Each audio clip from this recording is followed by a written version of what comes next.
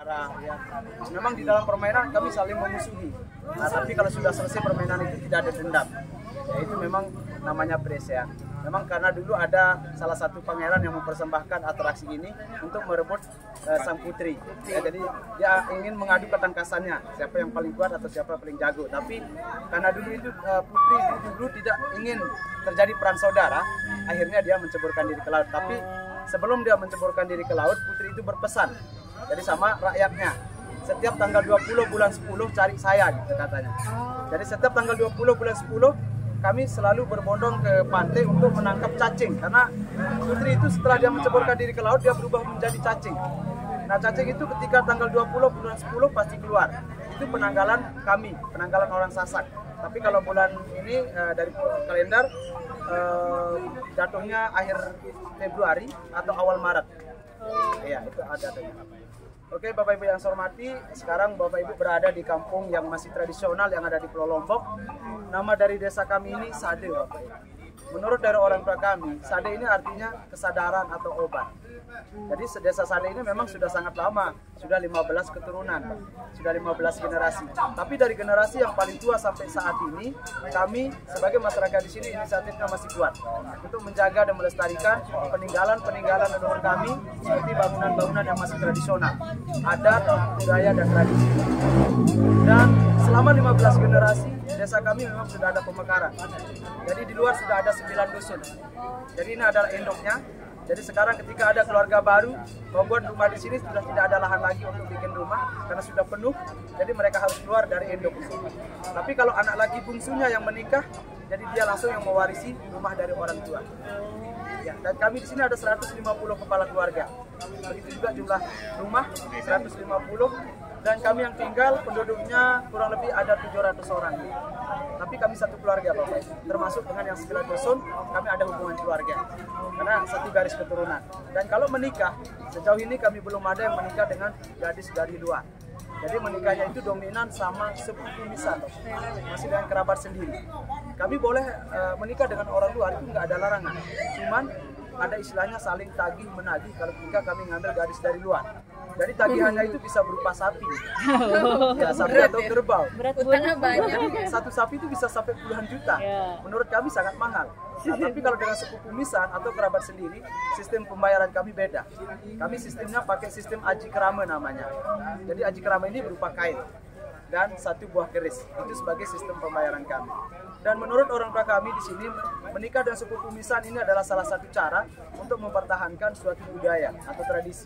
Karena adat kami Bapak Ibu di sini menikah tidak boleh dilamar. Jadi nggak ada istilah bertunangan.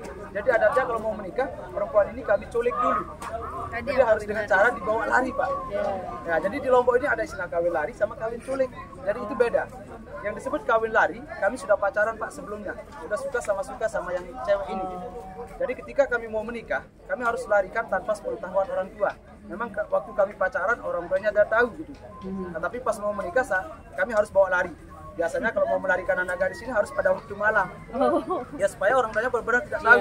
Nah tapi waktu kami bawa lari itu, kami bawa ke tempat yang lebih jauh dari rumahnya Pak.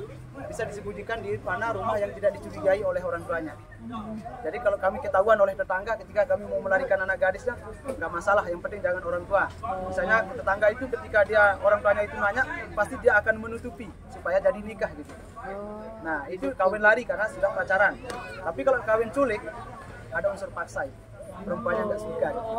Ya karena kami sini dominan sama sepupu misan, nikahnya masih sampai saat ini ada yang dia paksa. Caranya kalau mau nikah. Nah jadi kalau yang kawin culik ini contoh, misalnya saya mau culik sepupu saya, kalau saya sendiri yang langsung culik, pasti nggak mau yang cewek ini karena nggak suka sama saya. Karena mungkin dia punya pacar, tapi saya harus minta bantuan teman yang harus nyulik. Nah jadi ketika diculik, kalau berhasil teman saya nyuliknya ini pas waktu malam, besok pagi walaupun dia pulang ke rumah orang tuanya, dia diterima oleh orang tuanya karena sudah bermalam. Jadi tetap pada akad nikah, perempuan ini harus belajar untuk mencintai calon suaminya itu. Tapi kalau kawin culik ini sering terjadi cerai gitu. Ada unsur paksa soalnya. Ya tapi di sini ya kalau cerai ya biasa gitu. Jadi nggak ada pengadilan, yang penting bisa sama aja. Ya. Dan kalau di sini Bapak Ibu dengan cara dilamar ya atau bertunangan ini tidak dibenarkan oleh adat kami. Orang tua kami kalau dilamar malah merasa dihina, merasa tidak dihargai. Apalagi kalau dilamar dengan cara baik-baik. Itu itu suatu penghinaan bagi orang tua kami di sini. Dengan cara diculik atau dibawa lari itu adalah suatu penghormatan. Mungkin di tempat Bapak Ibu maaf, jadi kalau dengan cara diculik ya itu adalah suatu kriminal ya.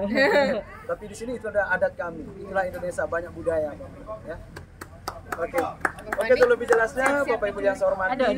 Kita keliling, nanti saya bisa ajak masuk ke salah satu bangunan rumah kami yang dimana bangunan rumah kami di sini lantainya dari tanah liat campuran dengan sekam padi, dan untuk mengepel kami pakai kotoran sapi. Ya, jadi mengepel menggunakan kotoran sapi ini adalah suatu tradisi dari leluhur kami. Sampai saat ini kami masih menggunakan kotoran sapi untuk ngepel rumah. Tapi kalau agama, alhamdulillah kami Muslim. Cuman itu adalah suatu tradisi. Jadi ketika kami sholat di rumah harus menggunakan alas tikar. Ya, tapi ada masjid juga. Memang leluhur kami dulu Pak, Islamnya dikatakan Islam Waditelu di sini.